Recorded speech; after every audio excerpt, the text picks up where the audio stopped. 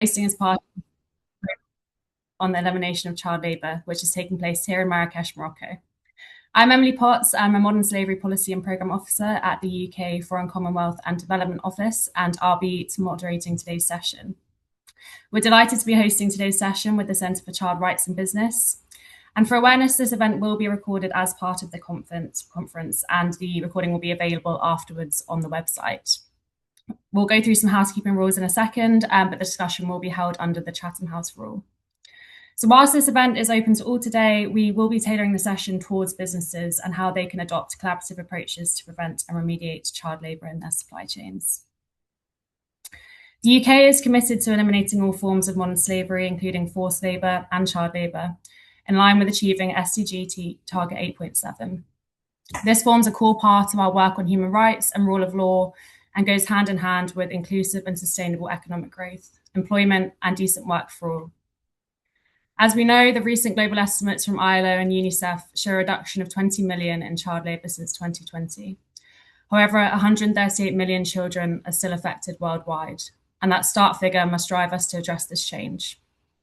All of us today are aware of the root causes that push children into child labour: poverty, social inequality, cultural norms, and often a lack of access to quality education.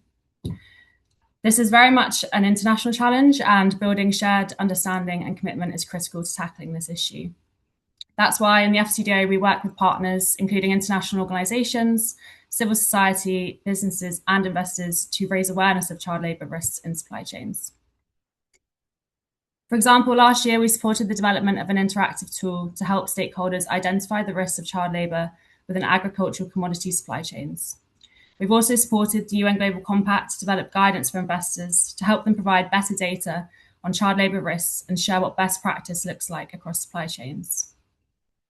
And we've been proud to partner with the Centre for Child Rights and Business since 2024, firstly supporting their Action Rights Hub in the DRC to train case managers who provide vital remediation for children in artisanal and small-scale mining. This year, we're supporting the Centre to strengthen action rights hubs in the DRC, Pakistan, and Bangladesh to reduce the risks of child labour in informal, lower-tier cobalt, textile, and leather supply chains. These action hubs build capacity, strengthen child protection systems, and deliver education and decent work opportunities. They effectively bring together companies, civil society organisations, and other stakeholders to prevent and remediate child labour.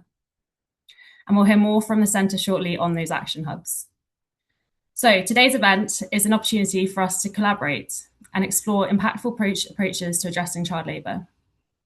Our discussion will cover on-the-ground insights from copper and cobalt artisanal and small-scale mining in the DRC.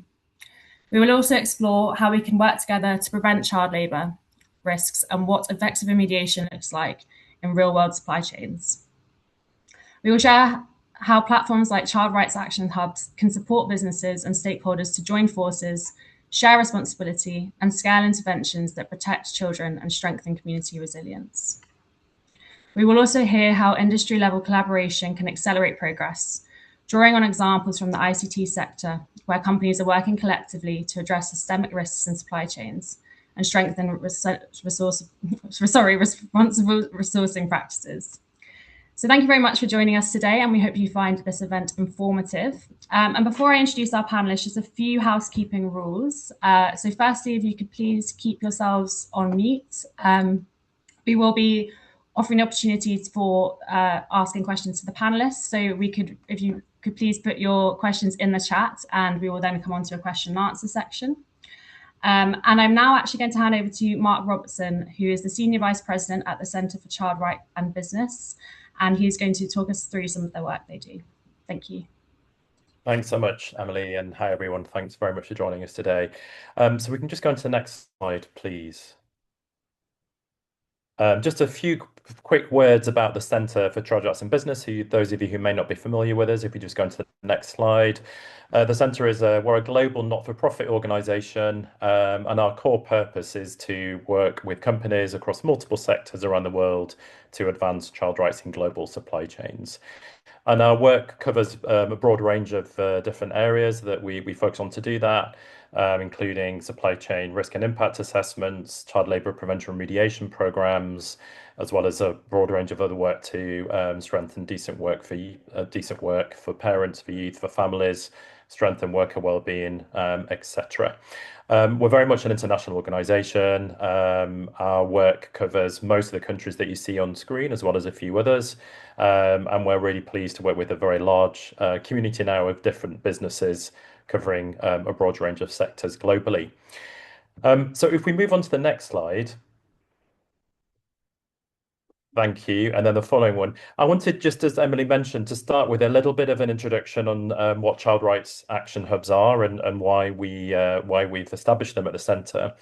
As we heard during this morning's opening plenary session at the 6th Global Conference here in Morocco, there's an urgent need for greater coordination and cooperation to address child labour, and that's really true in informal, high-risk upstream supply chain settings where businesses often lack capacity to address risks on the ground, and also where working alone doesn't always achieve the impacts which are needed to deliver risk at scale.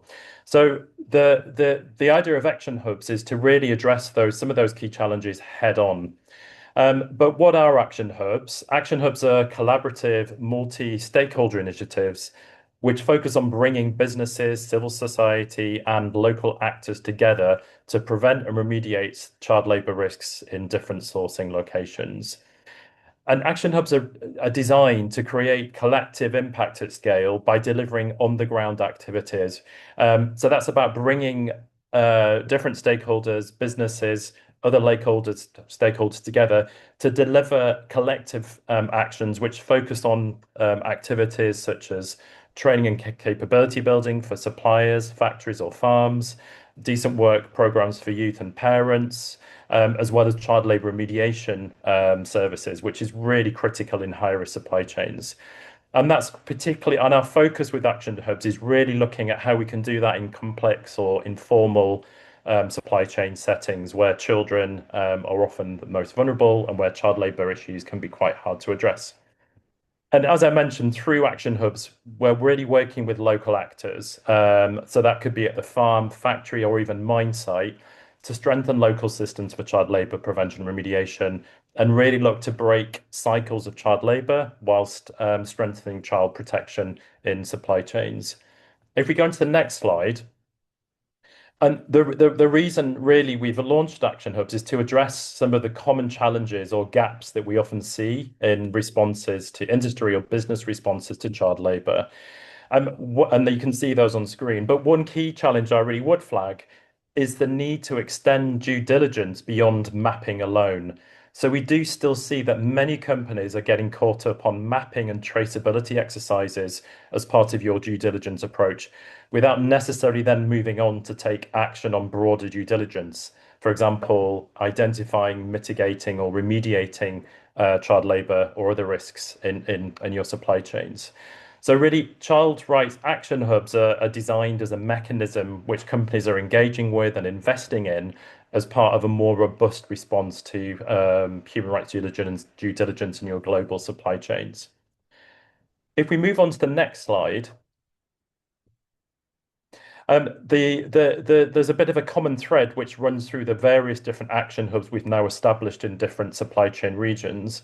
And normally the process starts with really increasing knowledge and understanding of what some of the risks are that we're seeking to address through each hub.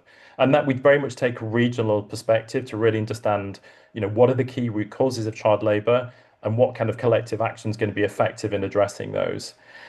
We're also, through Action Hubs, though, wanting to provide insight back to brands and businesses to help you understand where and how your business practices can strengthen action to address child labour with practical suggestions, for example, around how purchasing practices can be tweaked to strengthen child labour prevention remediation.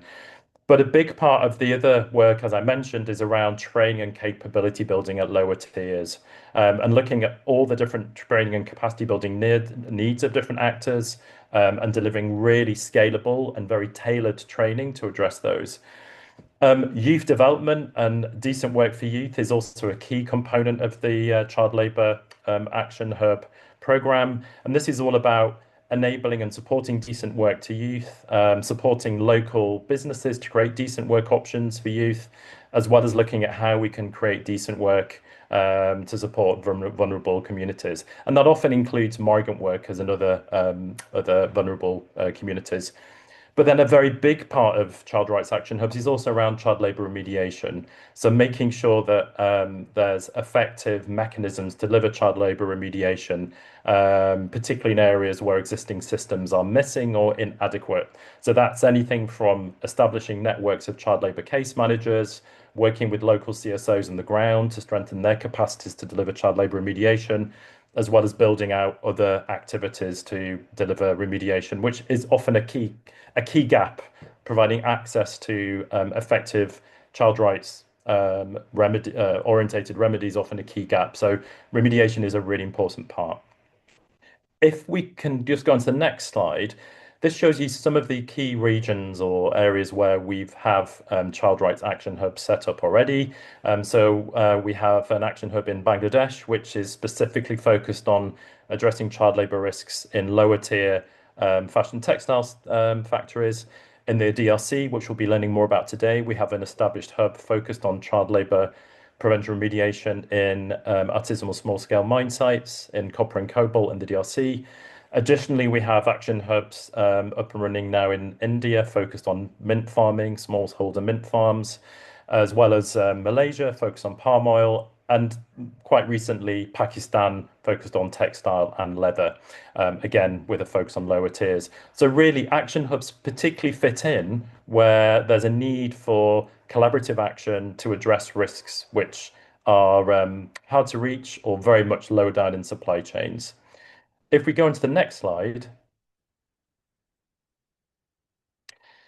as I mentioned, the core, a key feature of Action Hubs, as we'll find out a bit more today, is around driving industry collaboration and engaging businesses in collective action to address and prevent child labour risks. So what you see on screen is just a collection of some of the businesses which are engaged in the Child Rights Action Hub in the DRC, and we're happy to have some of those on the panel with us today. And really, the opportunity here is to create a collective platform that brings companies together to really start to pool resources and scale action to address child labour. And through the hub approach, what's particularly effective is removing duplication of effort, is scaling and pooling resources, and working very much in a joined up and coordinated way to address and prevent child labour. So one of the call to actions we have today is to please do reach out. And at the end of the session, we'll be leaving our contact details, but to learn more about the Action Hub. And you can see, so far we've been quite effective in engaging some of the key players that are relevant for the copper and cobalt supply chain, but very keen to broaden engagement, and there'll be opportunities to reach out to us at the end of the session. I think with that, just in the interest of time, I'm going to skip this slide, and Emily, I'll pass it back across to you for the next part of the session. Thanks, Mark, for that really useful oversight. And as you say, we'll be hearing more from other colleagues from the centre later on. I'd now like to actually welcome our first panelist, Nicola Grande from Swisscom. So Nicola is a sustainability manager, and Swisscom are a member of the Joint Alliance for CSR, sorry. And Nicola's going to tell us a bit more about that. And Nicola, welcome. I'd like to ask you a question to start. So from your experience, what makes industry collaboration effective in high-risk supply chains, and what should companies be avoiding? Okay, thank you very much. Hello, everyone from Zurich, Switzerland. Thank you so much for the invitation to join this panel. I'm very happy to share how Swisscom approaches this issue in our upstream supply chain, but I also touch on the work we're doing collectively through the Joint Alliance for CSR, or JAC.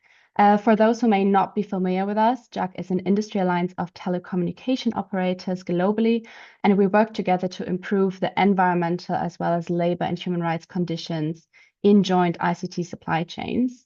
And within JAC, I co-lead the supply chain due diligence work stream, which is one of our core strategic pillars. And this is also where our partnership with the Center and Save the Children on the Child Rights Action Hub and the DRC was initiated and is currently being developed. So that a little bit for context, so you can situate me. Yeah. Now, this first question, right, speaks very much to the entire title of the event. Indeed, how do we move from commitment to impact, and how do we do this collectively? I'm raising some points that might seem very, very simple and straightforward. So first of all, I think it's important to work with the most common denominator. So globally as operators, our own operations are, of course, dispersed across many different regions. We have different guiding regulations or focus areas in due diligence. Some operators might not face any regulatory requirements yet. We make different brand promises to our customers in terms of ESG. But at the same time, there's actually a lot to build on. So especially in ICT, we share large parts of our upstream supply chain, working usually with very similar suppliers, and we are all guided by the UNGP principles and OECD guidelines on providing human rights due diligence. So when kind of performing a human rights risk assessment on Swisscom's upstream supply chain, the reality that will show will probably also be applicable to most other telco operators, telling us to focus where the risk for our rights holders is highest and to build our leverage to mitigate and address those risks. And then performing this analysis will quickly lead us to our issue of discussion today, child labor, and in our case, child labor in critical mineral supply chains. The second part, also quite simple, but still very important, is get moving. So we're an alliance of 31 big corporates, which means it's really easy to get lost in discussions. And of course, ideally, when working in such an alliance as Jack, all companies would simultaneously identify the same salient topics at the same time. But in reality, these processes of identifying a risk, creating visibility for it within the company, creating capacity to address it, these processes work at very different speeds. And some companies have stronger sustainability journeys and governance systems that they can build on than others. And others, yeah, they might just be getting started. So what has really worked for us, and it's the same as for the hub, is start with a smaller coalition of telcos and then work continuously to build and scale the impact from there.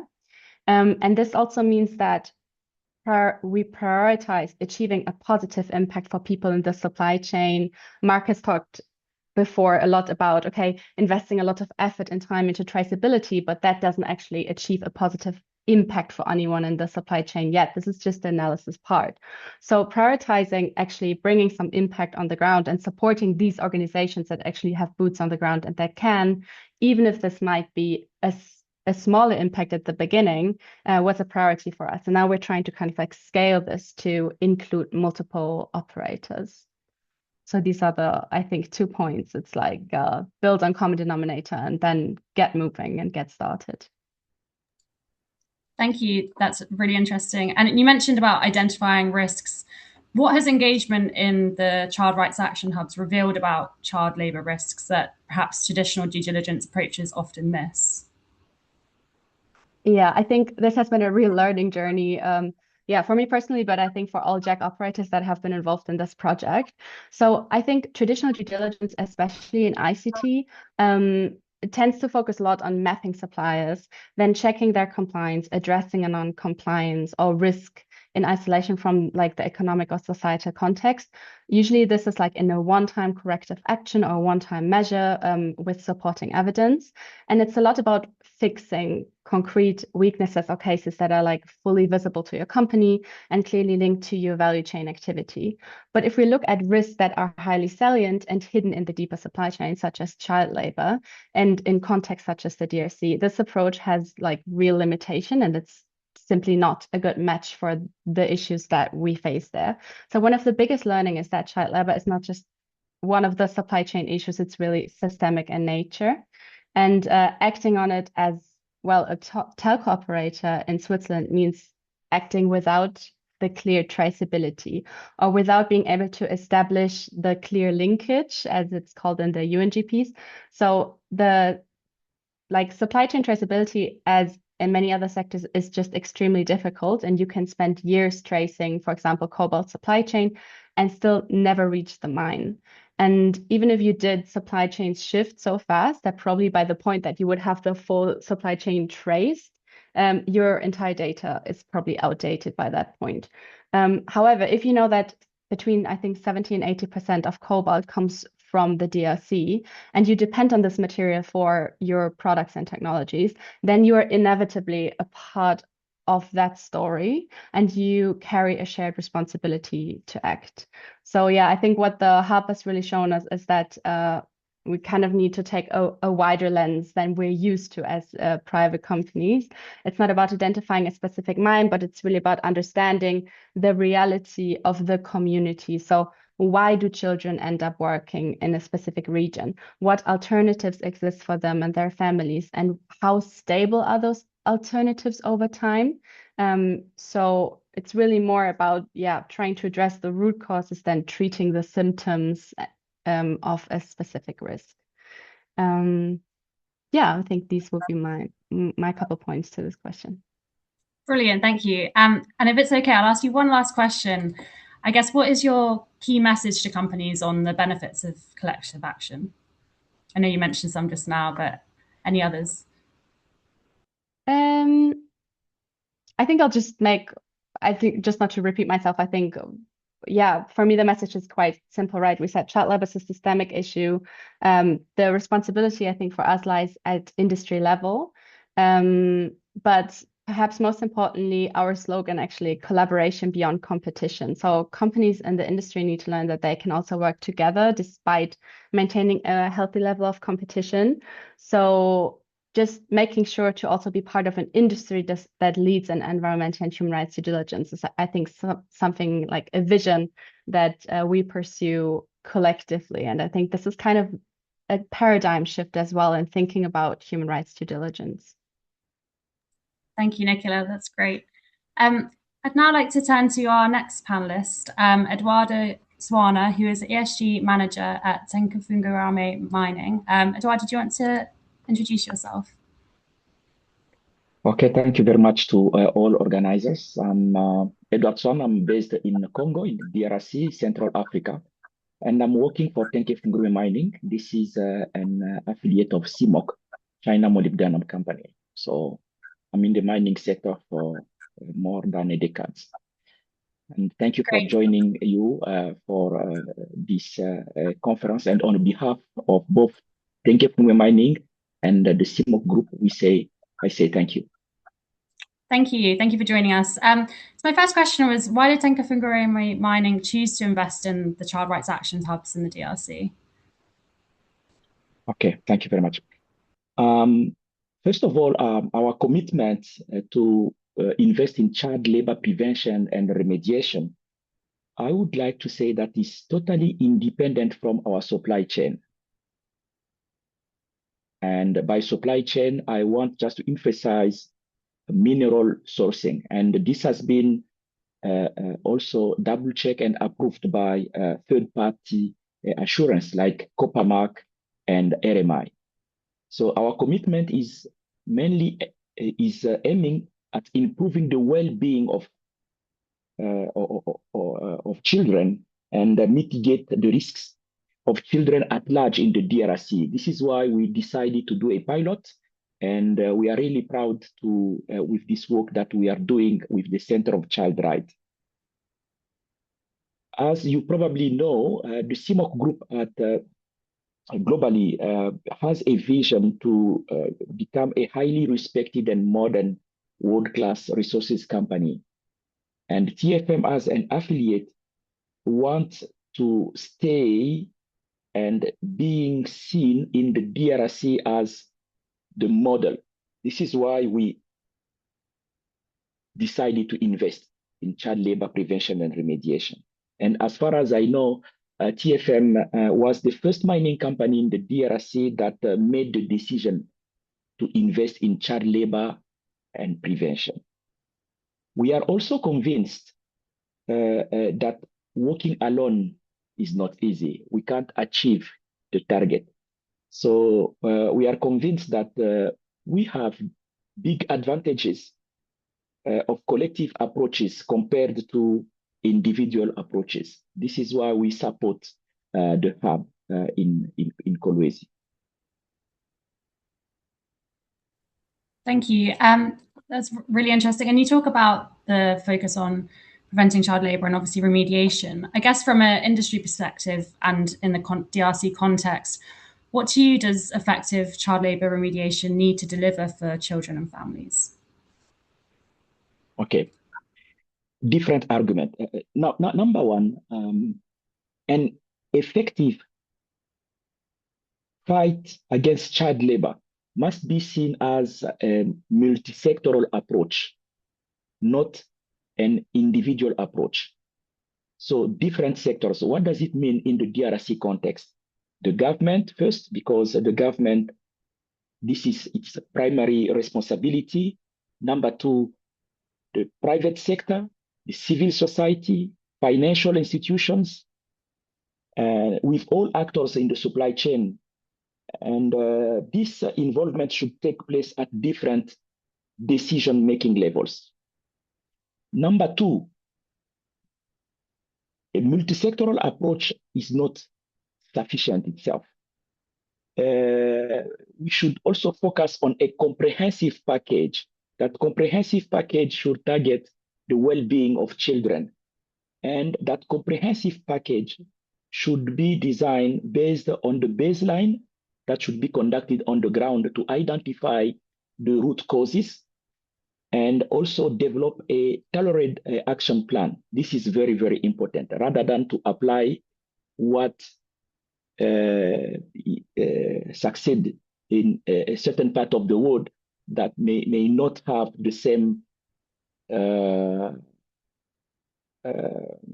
characteristic as where you are.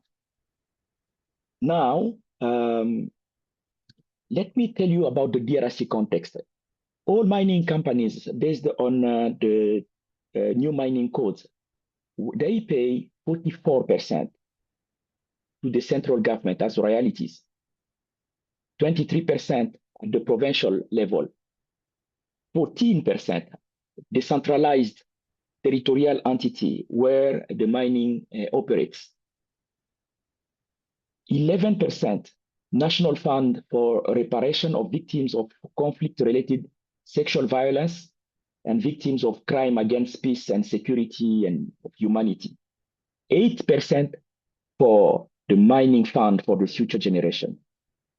So if just you have a look, we are talking about millions of US dollars collected every year, just at the decentralized territorial entity. So our appeal is, number one, the DRC government should explicitly establish a dedicated budget line for child labor remediation.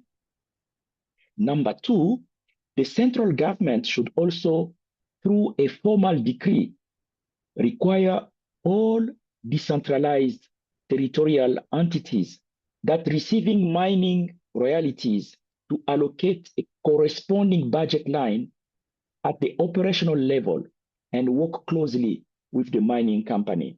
We think that that collaboration will help to achieve a high coverage.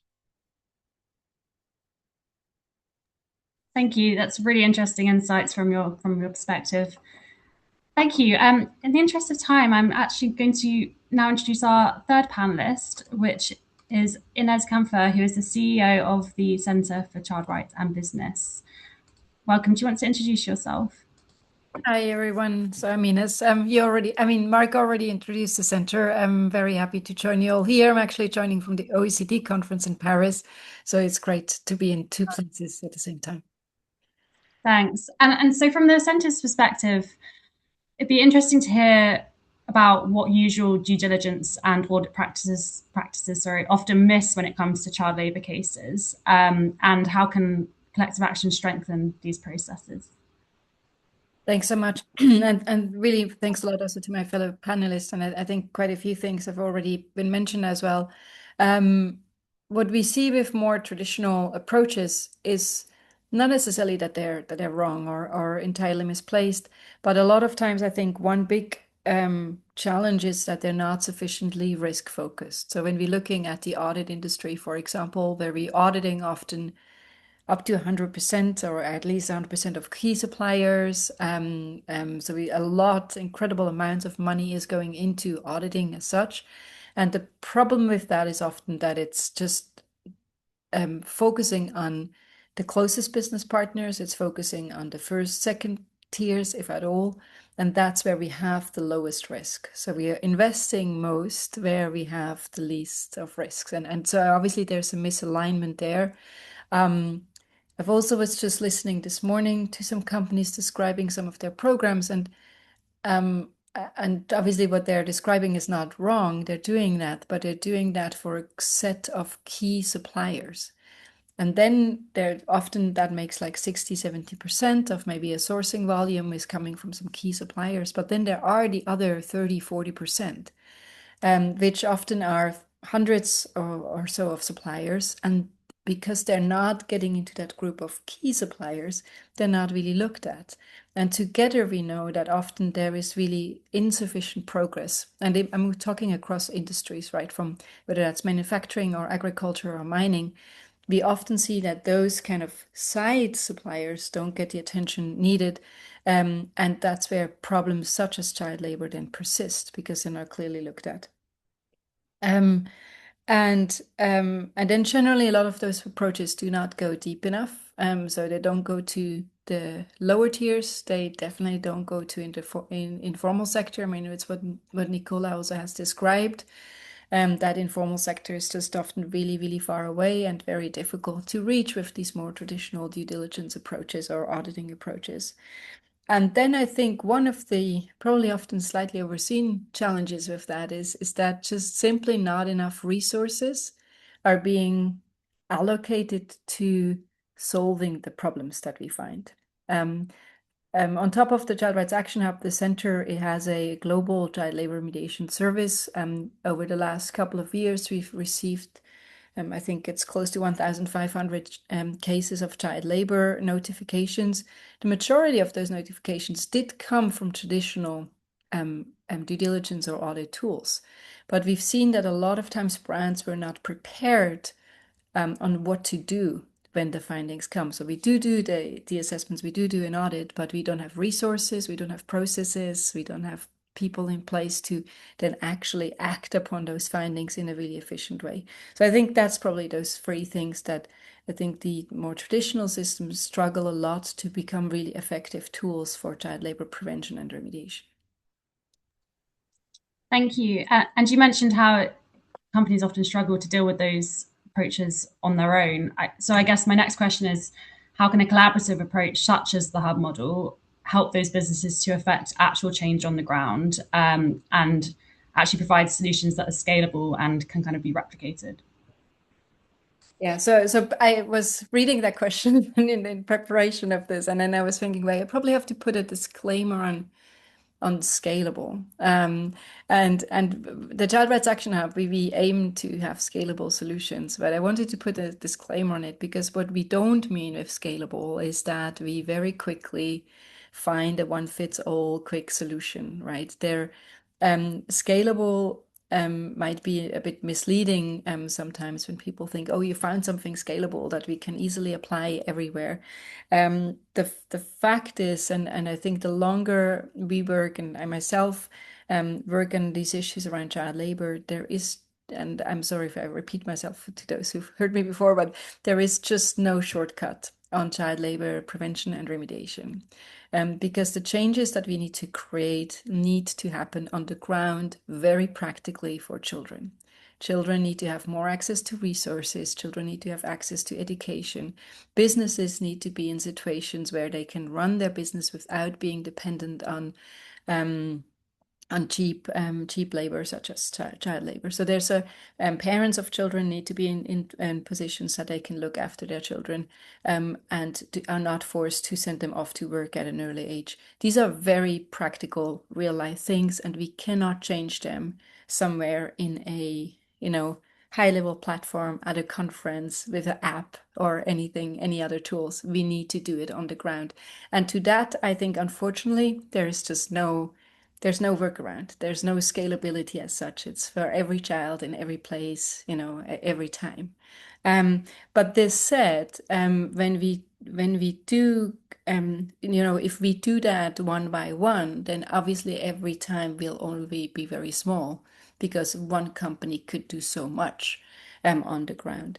And that's where I think this coming together and these extensive resources and skills that we need, the time that we need, if we bring that together and pull these resources together, then I do believe that we can create more than just the sum of those resources. And I think that's what we're seeing with the Child Rights Action Hub, where we're bringing together resources from different companies across the board, where we're bringing in the skills from the ground from different organizations, where we're using the formal business sector, such as, for example, TFM in DRC, but many others as well, where we try to use their leverage and their influence as well to contribute to that support for children and communities that is needed.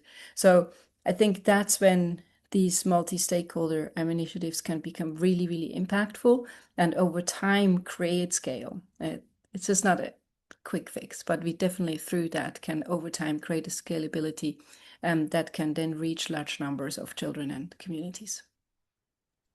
Thanks, Inez. Very good points. And now actually turning, as you mentioned, to kind of reflections and insights from the ground, which is really important. I'd like to introduce our last panelist, Chadwick Kenyungu, who is the project manager at the Centre for Child Rights Action Hub in DRC. So would you like to introduce yourself, Chadwick? Hi everyone, thanks for joining us today. So I'm Chadwick Kenyungu, on behalf of the Center. I'm DRC project manager and the hub director based in DRC in Kolwezi, eco responsibilities to implement all the projects on the grounds, being in touch with family, with communities, with all members, including who are involved in supply chain in ISM community DRC. Great, thank you. And based on your experience of working with children and families at ASM communities in the DRC, what factors do you see are pushing children into work, and what prevention interventions are most effective in addressing those needs for children and families in and around those sites?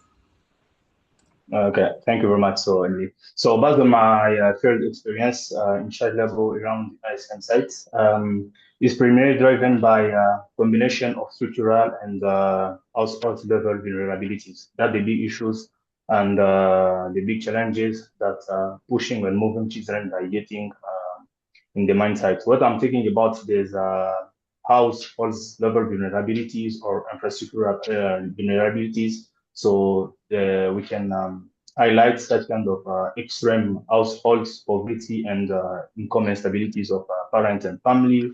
There is limited access to quality education. So when I'm talking to that, it's including lacks of school fees, lacks of materials to be used in school, and sometimes distances from the quarters where the children are living, by where there is infrastructure or school infrastructures. And there is also irregular parental income linked to the mineral price fluctuations in cobalt or copper supply chains. There is some aspect like family separation, migration, or weak of social protection system on the ground are pushing some children to be integrated and to work on the mine site. There is also lack of awareness of child protection risk and legal framework on the grounds or to be integrated some children protection rights according to some realities and what's happening in ISM communities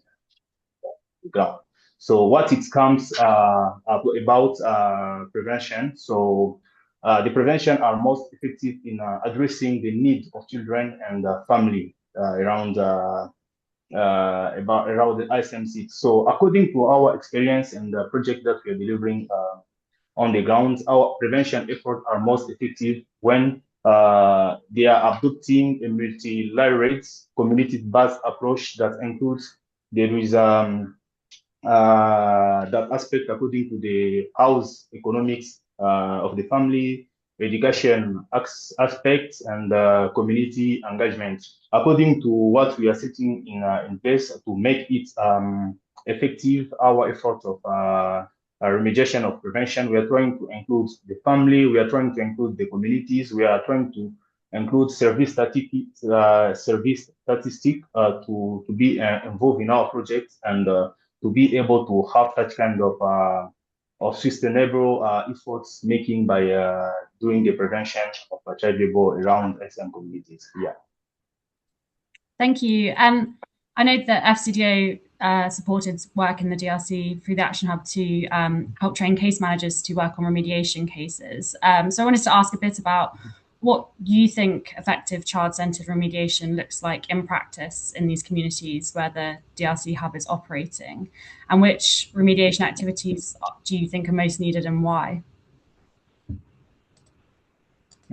So, okay, sounds great. So according to the remediation that we are providing, based on our experience, so the effective remediation approach in the ISM community must be focused first of all at so there is a particular case management. So we are effective is case to one case manager to follow up and to be there to be sure that the children are following the remediation program as planned, to avoid that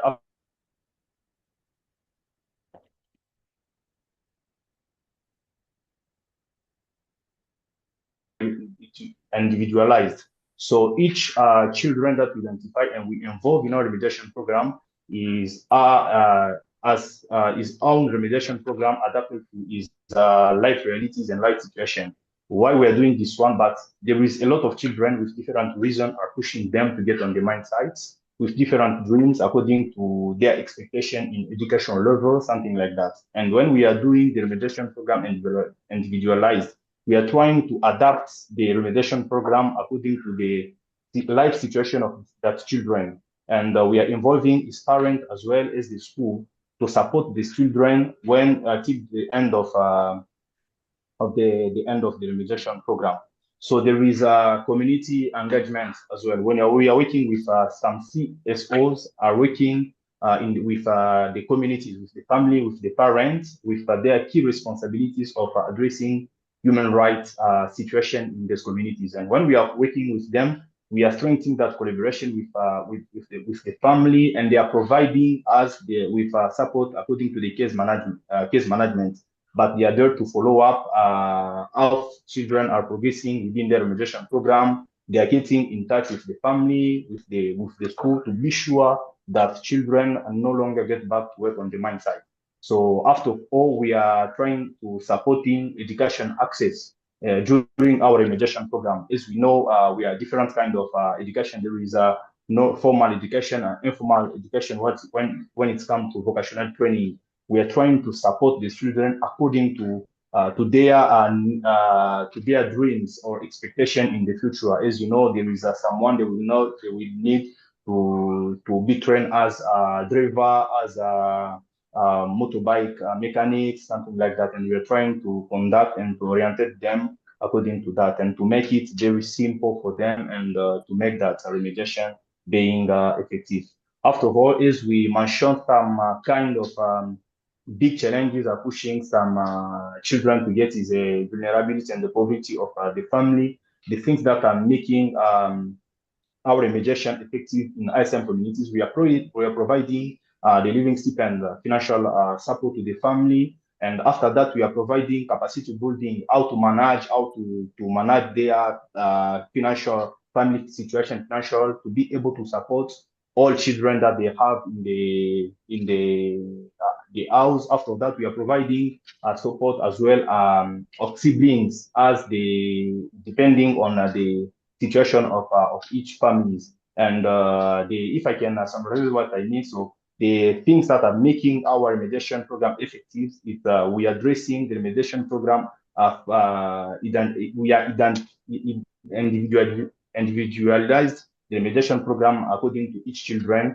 As some children, it's a case with their own realities and vulnerability situations, and we are assigning a case manager to follow up this case, and we have that link with communities, leaders, and static services to make that remediation effective in the community and on the ground. Yeah.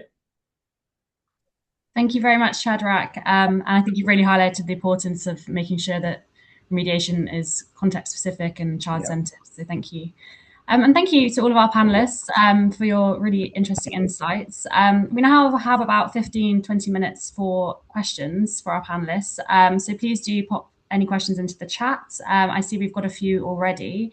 So we have a question from Shanjida to all panelists. So do come in, whoever would like to answer first. How do you engage with affected children, and what grievances do you follow, if you're able to give any examples?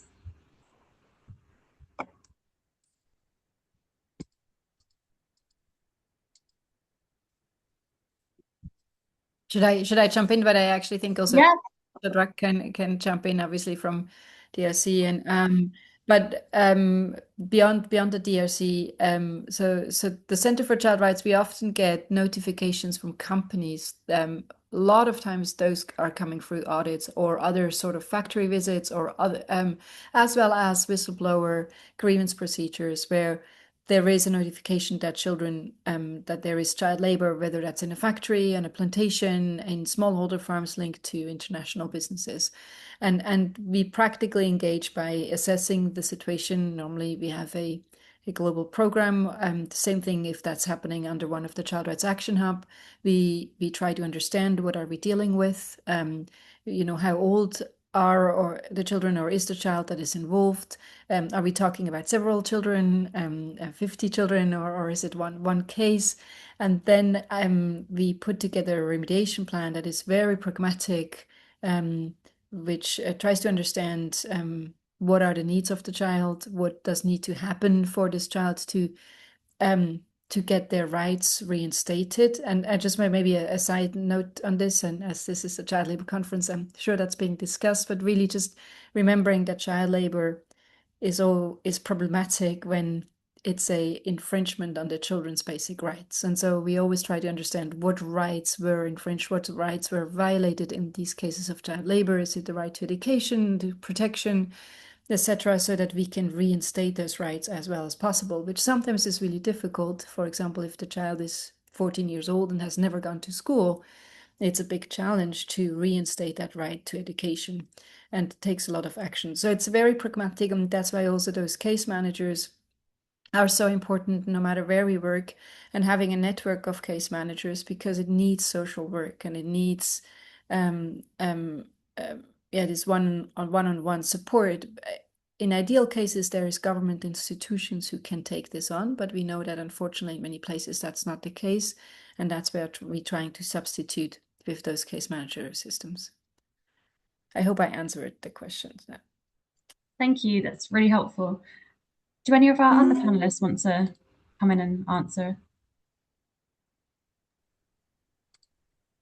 I mean, I think I'd just say as telco operators, we don't. I mean, I think this is really one of the point where classic due diligence fails. If you're so basically so high in the supply chain and you're trying to address the issue that is relatively low and hidden, also not even in formalized sectors of the economy in the supply chain. So it is very rare for us that classic grievance mechanisms such as some kind of software platform or tools are effective beyond, let's say, tier 2, tier 3 of our supply chains, and child labor is really a risk that is very, very difficult to reveal for us through our classic methods such as audit, surveys, grievance platforms, which is exactly why we do collaborate with the center and Save the Children in the Hub project, because this is where we can identify children and actually get this visibility and onboard children to the program. Thank you. I think that really highlights the importance of a collaborative approach. Yeah. Sorry. Maybe, can I jump in? Yeah, please. Okay, so as an extractive industry, at our level, I think we do not recruit children working with us, but let's stay humble. So if you are working in an environment like the DRC and you are an extractive company, so you may see some reports saying that there are children, but you are convinced that you don't have children in your workplace. The suggestion is to invite experts and to do a risk analysis. So what is the real situation in the ground? You do not recruit children, you don't employ children, but what is your situation on the ground? For example, here on site, we observed that there are illegal ASM, and those illegal ASM, they don't work alone. They are illegal, so we don't have real zone d'exploitation artisanal, or in English, artisanal approved zone where they can work. So we invited the Center of Child Right that they did the mapping and they identified those children, and we invested our money. So there is no link between what those children are doing with our supply chain, but as a responsible mind, we reacted. I think this is a key. And the second question was regarding grievances. How do we follow? So we have a grievance mechanism, community grievance mechanism, that aligns with the UNGP. So regularly we review our SOP, and we invite also a third party to do it for us. They analyze and they give feedback, and we are open. And for example, last year we did update our SOP regarding community grievances. And so this is how we can we collect grievances, and we have community liaison officers. We have a grievance resolution officer who is collecting all grievances put in our system, and we provide feedback after a certain period. Thank you. Thank you. So just moving on to the next question that we've got in the chat. This is for Nicola. So it's from Katie, and she's interested to see the shift to seeing responsibility on an industry level and working more collectively on human rights due diligence. And how would you see this sitting alongside legal responsibilities to do human rights due diligence, depending on the jurisdiction? Yes, thank you so much. Thank you, Katie, for your questions. Yeah, I think that's very valid, right? There are different supply chain laws for human rights due diligence at national levels. In Switzerland, we do have actually a supply chain law that requires due diligence from us for conflict minerals and child labor. So for us, this would push us directly towards an initiative such as the hub. But I think there are quite some differences across these national laws, but at the same time, most of them, I think, are guided by international guidelines such as OECD and the UNGPs. I think in general, we could say that collective due diligence at industry level is never a substitute for company-specific due diligence. It just complements it and increases the effectiveness of the initiatives that we're driving.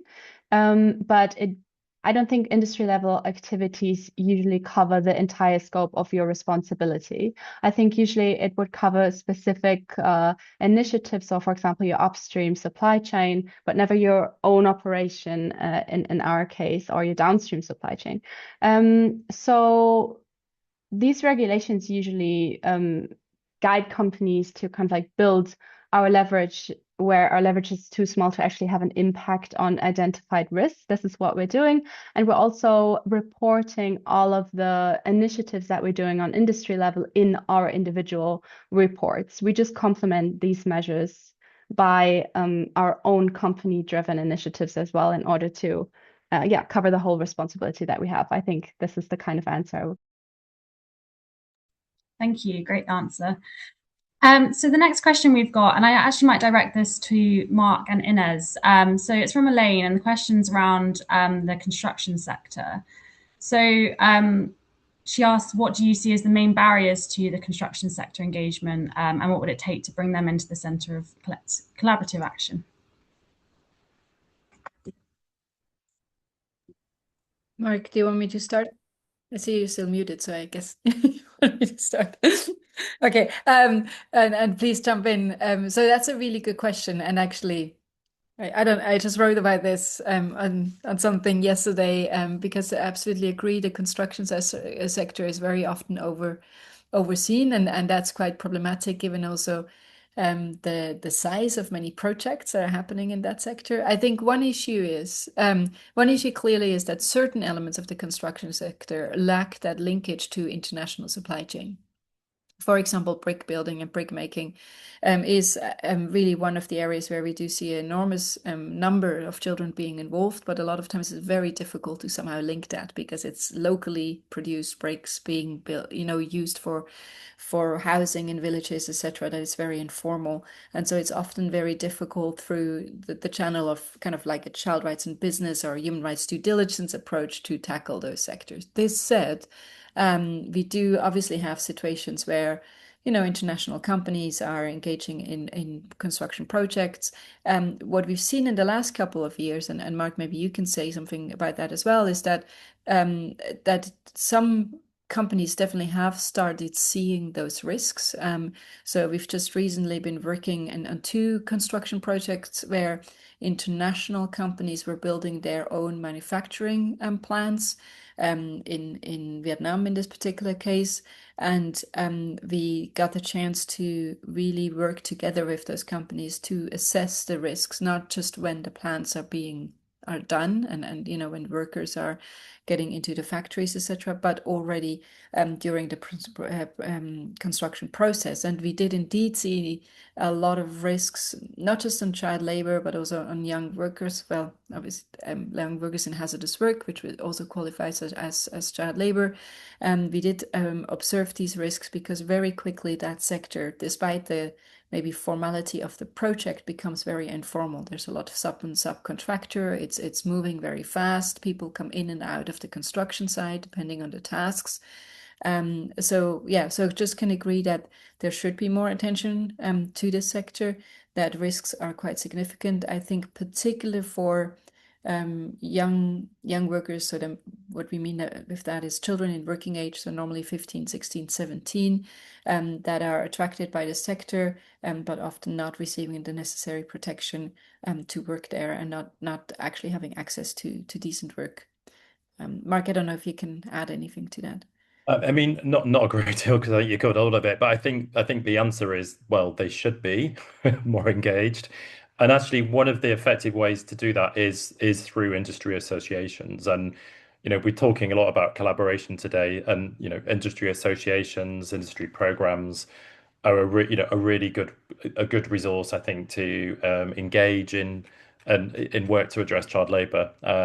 So where the natural places where industries are coming together, either with sustainability, responsible sourcing in mind, or even broader industry issues or challenges, then I think part of the answer, if we really want to take the hub model or other scalable approaches to scale, then industry level associations is part of the answer. And I think it's the examples you mentioned around the construction sector are really interesting ones. So in Vietnam, we have been supporting businesses to look at child rights risks in the construction of their facilities.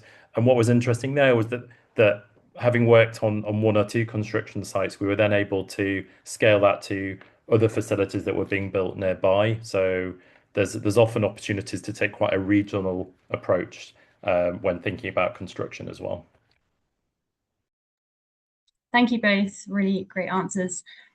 So we've got a question from Laura, and perhaps Nicola or Inez, you might want to come in on this, around how you can bridge the gap between CSR programs and actual practice in supply chains for companies. Perhaps you might want to come in a bit on some of the initiatives of Jack, Nicola.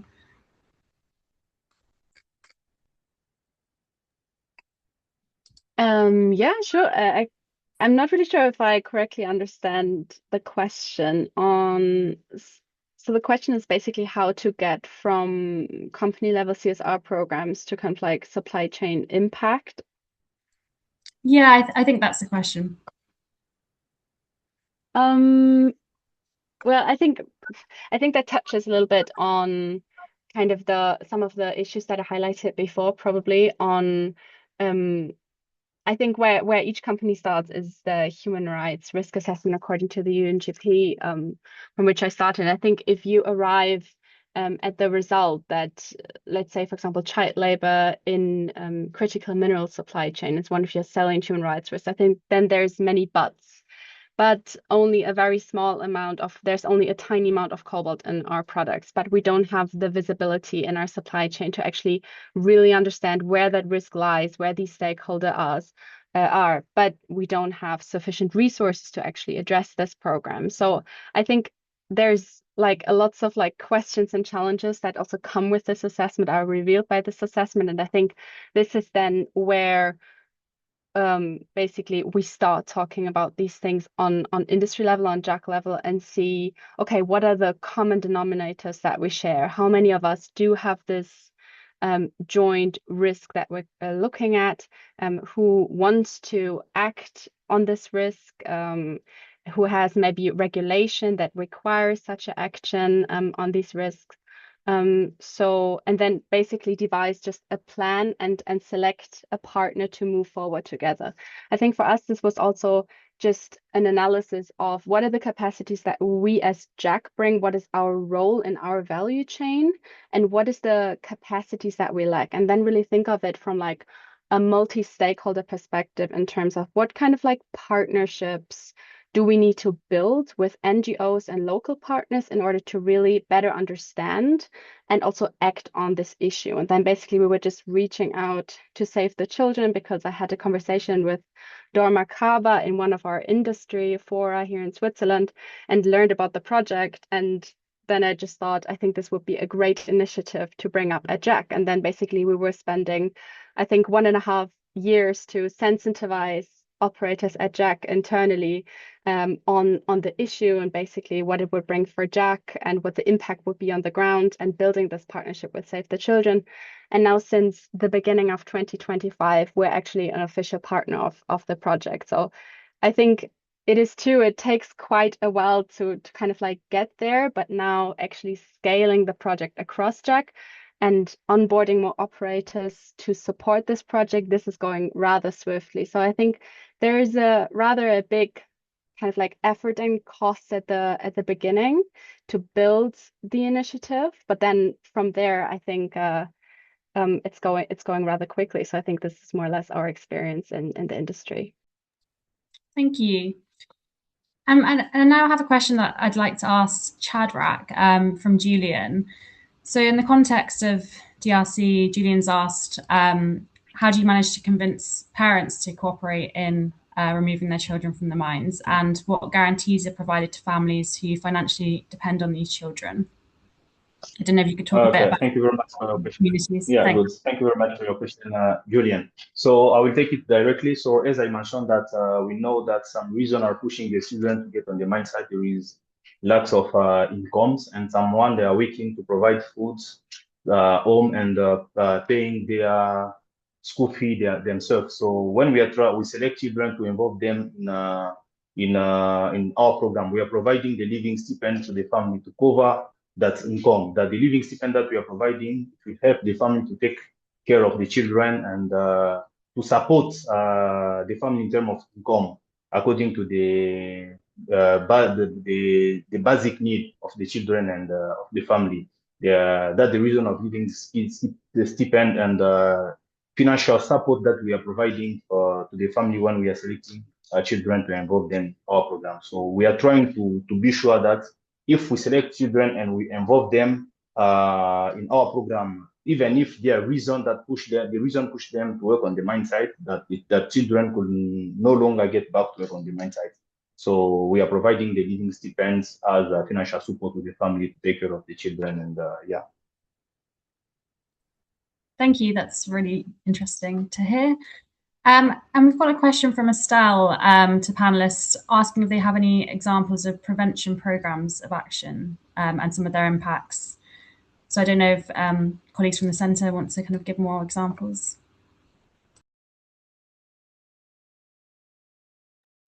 Sure. I mean,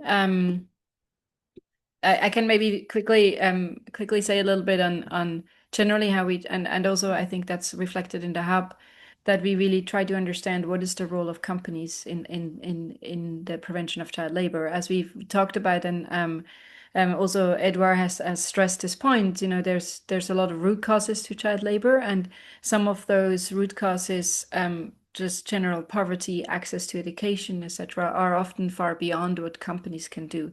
And there is obviously clearly a big responsibility for the governments and the societies generally to tackle those issues. The way we're trying to work and engage business is really understanding where is business the mitigator, or can have this preventative role on child labor. And we know that's not in everything, but business can play, obviously business can make it worse with bad business practices, and that might be a good, so I think one really good preventative mechanism is for business to have fair business practices, good purchasing, responsible purchasing practices, all really contribute to the prevention. If I'm creating a supply chain in which workers get a living wage, that's an immense contribution to the prevention of child labor.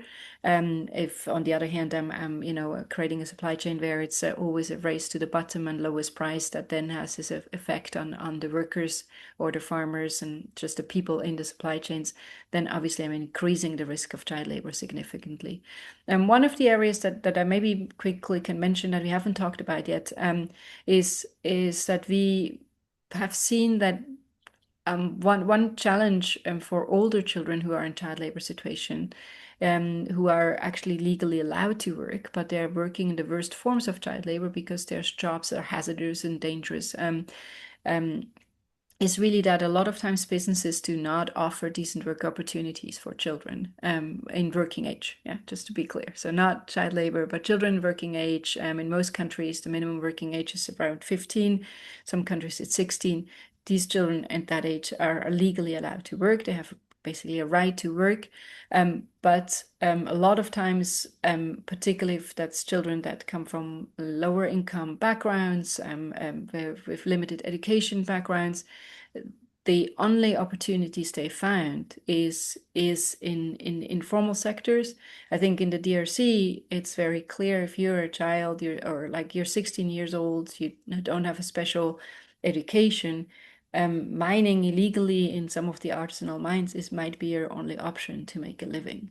And we do work across all the hubs on finding better access to decent work for those youth. And we think that's a really important preventative mechanism, that to create safe jobs, to create decent jobs, so that children do not need to go into those informal, dangerous work, whether that's in the mines, whether that's in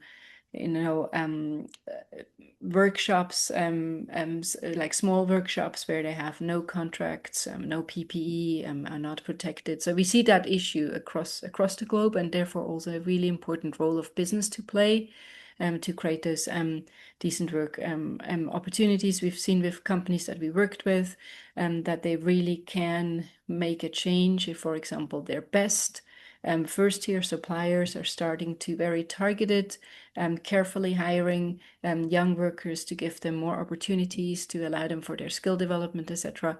It has an immense preventative element to it. So my little pitch for If I access could, for you. Yeah, go ahead, Mark. thanks. Just another very quick concrete example would be around childcare provision and child-friendly spaces. So one of the kind of ongoing challenges often that can contribute to child labour is a lack of childcare support. So through the hubs and more generally, part of the work that we do is around setting up child-friendly spaces or after-school centres, which essentially are childcare facilities that enable workers to have access to decent childcare. And that can be in a mining context, as Shadrach's referred to, or in an informal agricultural setting where we've looked at tent-based child-friendly spaces, and definitely in factory environments where often, particularly during summer school holiday periods, we know without adequate childcare, we do see peaks in child labour simply because workers have got nowhere else to bring their children, so they'll bring them to work. So just one other quick example, but quite an important, impactful one in relation to child labour. Thank you for maybe just few examples on the ground. So number one, investment. Each company should invest in root causes. So what are root causes of child labor? Identify the root causes and invest. Number two, to empower stakeholders. For example, here at TFM, we identify that women are able to keep money and to manage money. So women, we encourage them to create women associations, and we train them how to develop their business plan with a support from a specific NGO. They develop their business plan, and we provided financial support to their business plan. In different villages, we also help them to set up village-based saving groups according to their own needs. And we also support that. Another tool is to set up a real development program that targets different sectors. For example, in terms of education, building schools, not only building schools, but to be sure that headmasters, teachers, they are motivated to provide education. And also, if the Ministry of Education is able to coordinate that job. Not only education, but also agriculture, to provide support in terms of agriculture if people are able to do agriculture. So just in summary, identify root causes and provide investment. Number two, empowering stakeholders. Number three, develop a tailored development program for those communities. These are some tools that can prevent child labor. Of course, if a company has money, the company can conduct a baseline study at the beginning, and after 3 or 5 years, conduct the same baseline and compare key indicators at the beginning and after a number of years. Thank you.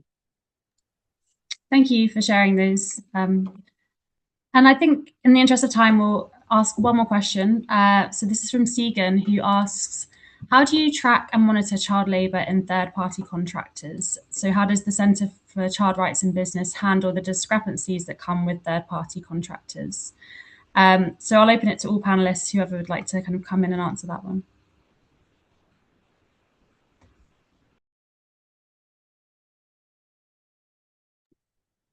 I talked a lot already. Mark, do you want to go? Go ahead.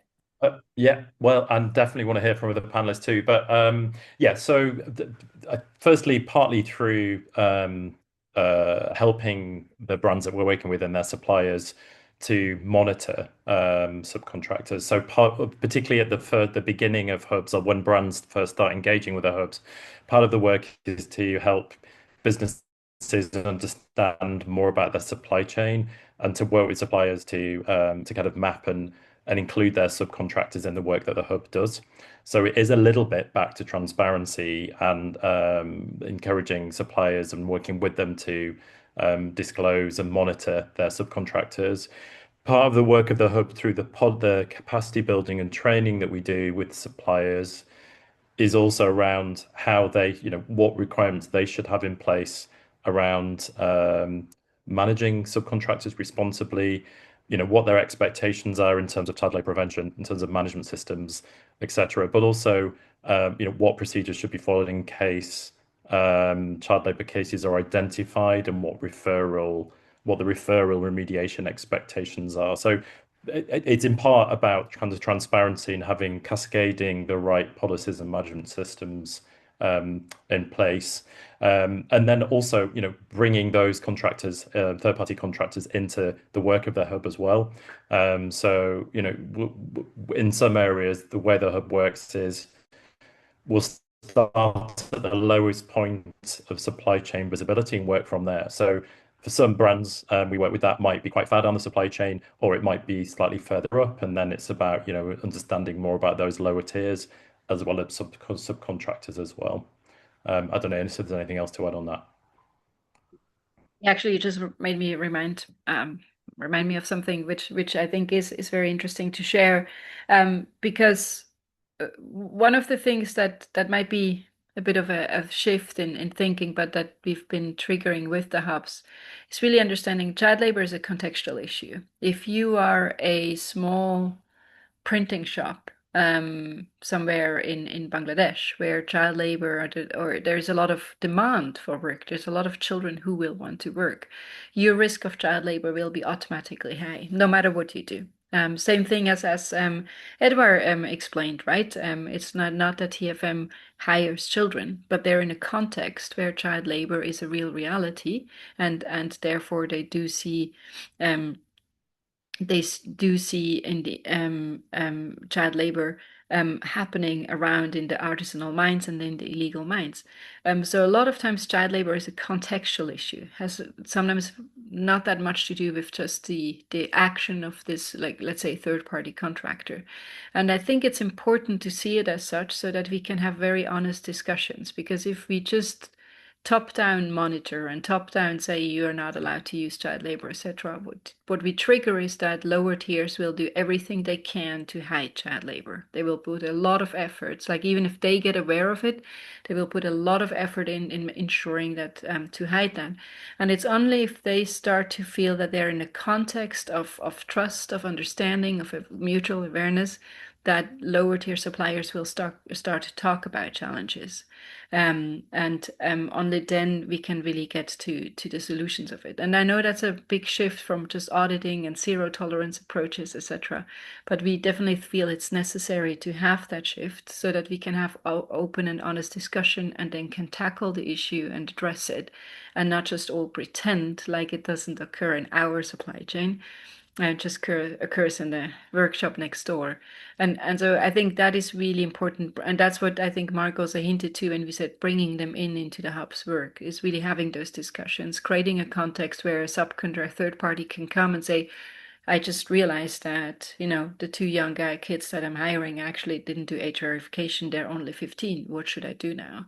And that we then can find solutions. Not long ago, we had a supplier in that was found to have child labor first, and first it created the normal panic kind of attack and also kind of like denial. But then the buyer did a really good job and to create a level of trust, so that this supplier then themselves did another assessment. They identified more children and they notified everyone of those additional children and then tackled this case really successfully, doing a lot of improvements on the factory level, but also in ensuring that the children received the remediation they needed to. So it was a real, very positive, it doesn't happen that often, but very positive story of seeing how this level of transparency actually allowed to solve the problem in a really good way. It's good to hear. Thank you. Do any of our other panelists want to come in with any final remarks or answer to the last question?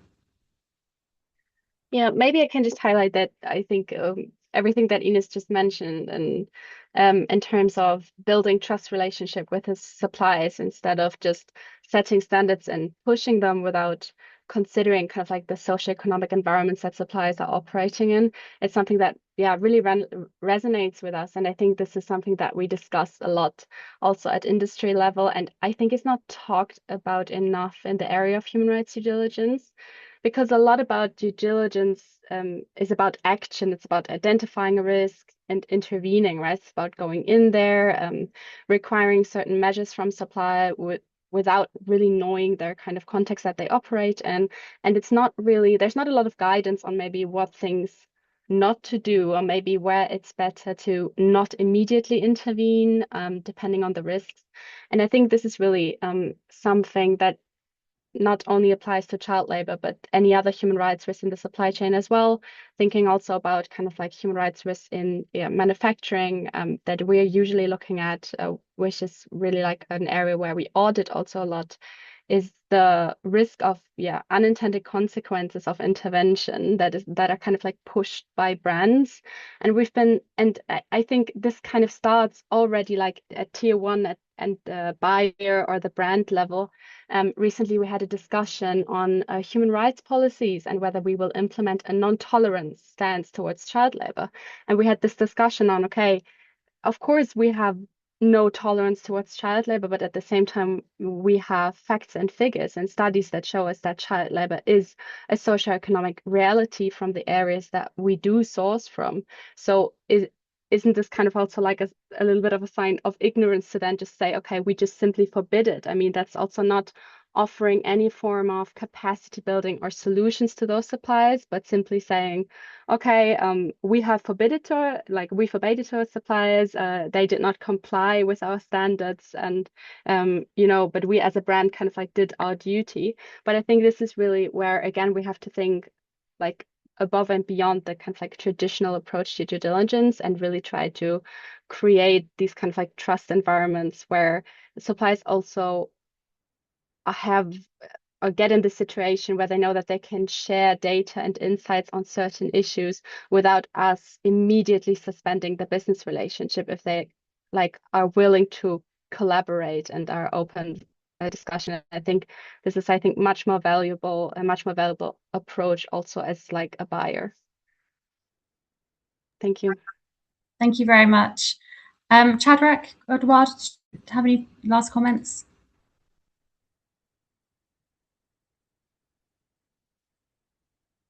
But come again, Emily, please. Emily, can you hear me? You wanted to share? Okay, maybe I can jump in. Maybe Shadrach is having some problems. So just to add a small comment on contractors.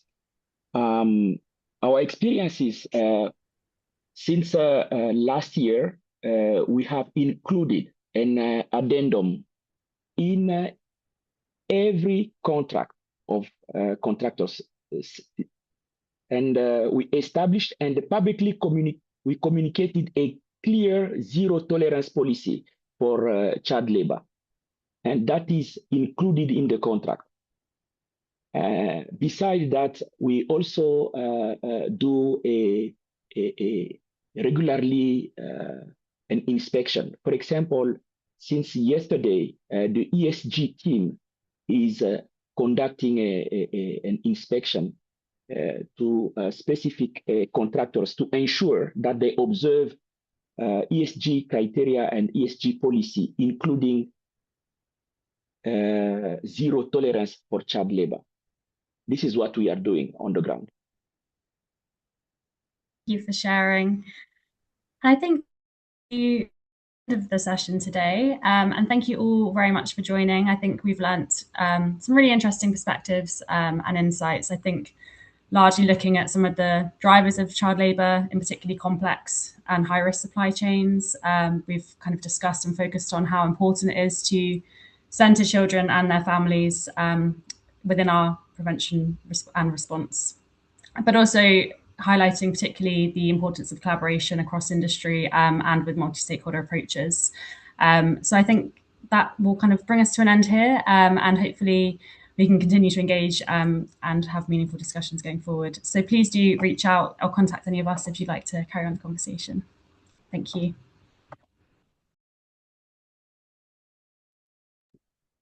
Thanks so much, everyone. Thanks, everyone. Thank you so much, everyone. Thank you. Thanks. Bye-bye.